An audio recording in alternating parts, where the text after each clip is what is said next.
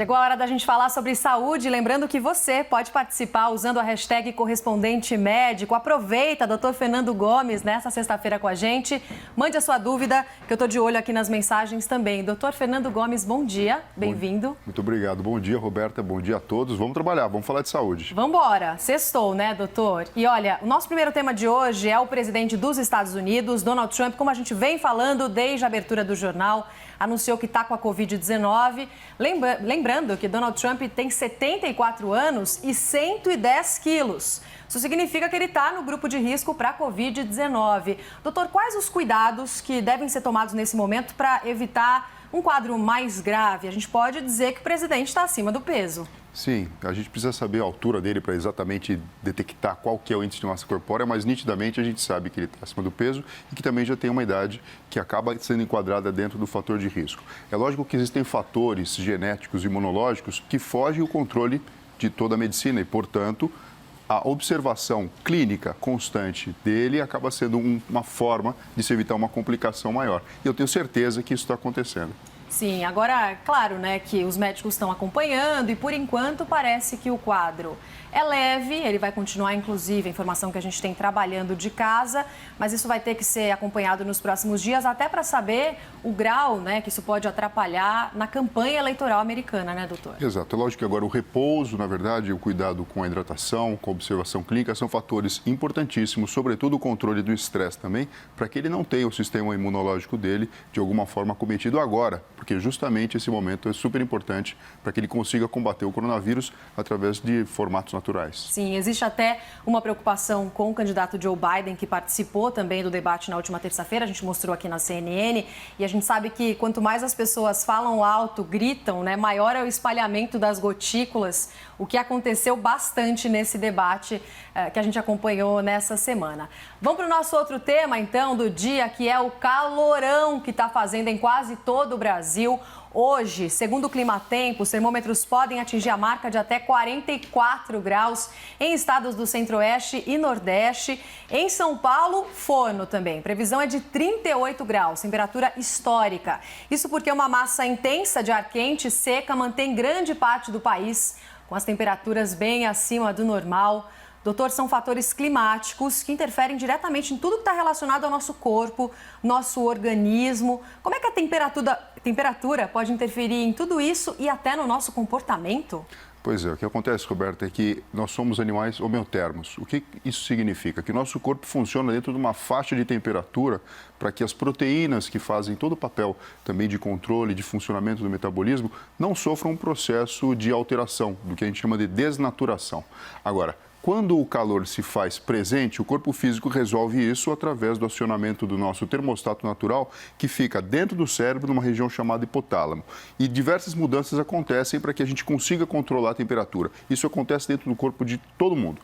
Então, a dilatação dos vasos da periferia, então eu digo das extremidades, dos membros, dos braços, das pernas, do próprio tronco, do abdômen, faz com que a gente consiga dissipar esse calor, e principalmente através da eliminação do suor e até mesmo da respiração. Com isso, você combate o aumento da temperatura corporal, que acaba fazendo parte do processo de você colocar alguém dentro de um ambiente maior, de maior temperatura, como a gente vai experimentar hoje, pelo menos aqui em São Paulo, cerca de 38 graus.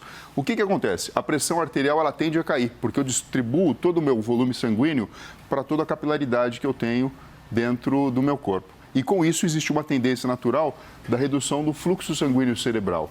O que isso implica? Isso implica numa sensação que muitas pessoas relatam, e não sei se você também já passou por isso, uma sensação de fraqueza, sim, de moleza, você tem vontade de deitar. A pressão chega a cair às vezes, chega a cair. E até o próprio corpo, ele tenta resolver essa situação pedindo que você fique deitado no horizontal, situação que favorece o fluxo sanguíneo chegar dentro da cabeça, o que provocaria uma sensação de mais bem-estar. Não é preguiça, é o mal-estar mesmo que esse calorão às vezes dá nas pessoas. Agora, doutor, o Marcelo Vale está participando aqui com a gente pela nossa hashtag, quer saber se esse calor excessivo no Brasil facilitaria a destruição da Covid-19, se tem algum estudo em relação a isso. Bom, o que a gente sabe é que temperaturas mais baixas e principalmente o ar mais seco, ele favoreceria a transmissão e a dispersão do vírus, né? Então, assim, o calor, em teoria, acaba ajudando e acaba favorecendo combater o coronavírus. Né? Mas a gente não pode dizer que simplesmente porque os dias estão mais quentes, então a gente está protegido. Isso não seria desculpa para a gente, de alguma forma, flexibilizar a nossa própria forma de lidar com a situação. Uso de máscara, higiene, distanciamento, isso continua sendo a orientação vigente até agora. Até porque no começo da pandemia, né, alguns estudos falavam sobre as temperaturas, a relação com a Covid-19, mas até pelo desenvolvimento da curva em locais muito quentes, a gente viu que nem sempre isso se manifesta de forma tão clara. A Amanda Cali mandou mensagem dizendo que está em Indaiatuba com 26 graus, calorão, né? Porque 26 graus agora são 7h38. Vamos imaginar como é que vai estar a temperatura 1h da tarde. Ela perguntou como é que a gente alivia o cansaço, a moleza que esse calorão vai trazendo para o corpo. Tá difícil. Muita água, né, doutor? Olha só, algumas dicas, né? Bastante hidratação no decorrer do dia, evitar fazer atividade física muito intensa em momentos em que o calor esteja mais exuberante. Isso acontece principalmente no período do dia aí próximo da hora do almoço, evitar alimentação muito pesada, porque isso faz com que você acabe desviando, né, de uma forma involuntária a sua própria corrente sanguínea, o seu próprio sangue para a região abdominal, para o processo de digestão, e aí então você teria um conflito maior com essa necessidade também de dissipar calor, trazendo ainda mais a sensação de fraqueza. Então são essas dicas que acabam podendo ser utilizadas e com isso abrandar a sensação desagradável do calor excessivo. Com certeza. Agora, por falar em calor, a capital paulista pode registrar um novo recorde histórico. Carolina Belim está com a gente e vai trazer os detalhes. Oi, Carol. Oi, Roberta, é isso. Na quarta e na quinta, ficou em 37,1 a temperatura maior registrada deste ano, de 2020. E hoje, os termômetros podem atingir, então, os 38 graus. Se isso, de fato, se concretizar, será o dia mais quente desde 1943. Sempre que a gente fala de calor, a gente relembra da importância da hidratação. Por isso eu aproveito, doutor Fernando Gomes, para perguntar se eu não me hidrato na medida certa, doutor. De que forma que isso me prejudica e até quando isso pode se transformar aí num problema crônico? Olha só, essa pergunta é super importante porque isso faz com que a gente possa orientar todo mundo que está assistindo a gente, toda a população. Pelo menos 2 litros de água por dia. Qual que é o problema de você ingerir menos líquido do que o normal?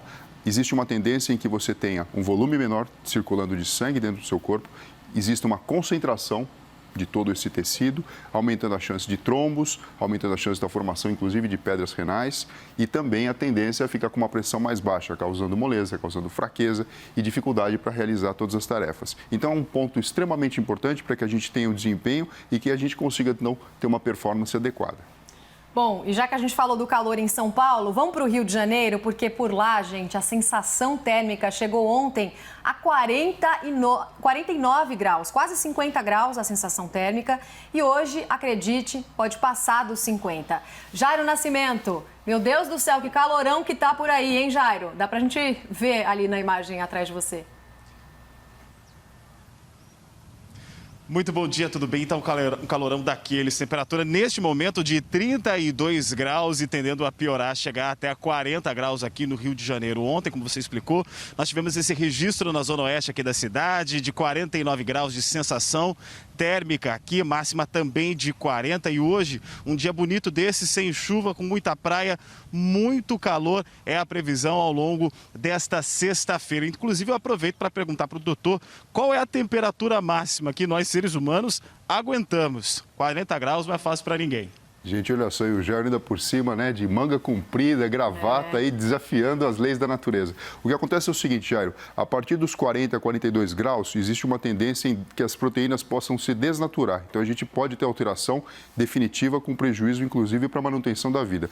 Existem relatos de pessoas que conseguiram ficar em ambientes com mais de 100 graus por até 15 minutos. Mas, na verdade, a gente recomenda que ninguém tente fazer o teste, porque a gente sabe que, inclusive, pessoas, quando têm problema de saúde e acabam evoluindo com febre e temperaturas maiores, podem ter convulsão e podem ter outras alterações que são extremamente preocupantes. E para problemas cardíacos, cardiovasculares, é ainda mais perigoso, né, doutor? Sim, porque a gente acaba interferindo em todo esse volume de sangue que passa pelo coração e pelos vasos sanguíneos, o que pode precipitar problemas graves, inclusive com a formação de trombos, com a existência de, por exemplo, infarto agudo de miocárdio e outras alterações.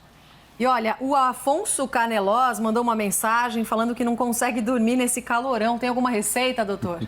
Bom, para quem não tem o ar-condicionado, e lembrando que o ar-condicionado nem sempre é uma boa opção, porque o ar fica muito seco, a grande dica é tentar dormir um pouquinho mais tarde, tentar deixar o ambiente pelo menos com um nível de umidade adequado. Então, às vezes, uma toalha úmida próximo do quarto pode ajudar, mas muitas vezes, assim, é difícil mesmo, né? Tá muito puxado conseguir dormir nesse calor.